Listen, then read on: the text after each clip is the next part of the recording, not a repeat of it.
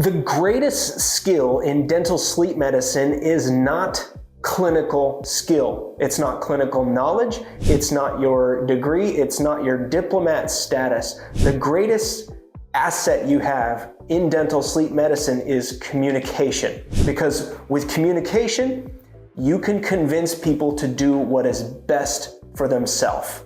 With communication, you can take someone who is on the fence about what's doing right for their own health and well-being, and you can take them from being apathetic to being motivated. That is why communication is your greatest asset, and it should be your greatest investment in dental sleep medicine. If you're going to any dental sleep medicine course or program, seek out the lectures that are talking and focused on communication. Again, the clinical stuff, it's necessary, but the clinical knowledge that you have is less often than not. It's just not going to be what gets the patient to move forward with treatment. Your ability to communicate effectively and help that patient feel like they're understood, that's what's going to get them to move forward with treatment. So start focusing on communication, more so in dental sleep medicine possibly than the clinical side. Stay up to date with your clinical, but focus on communication.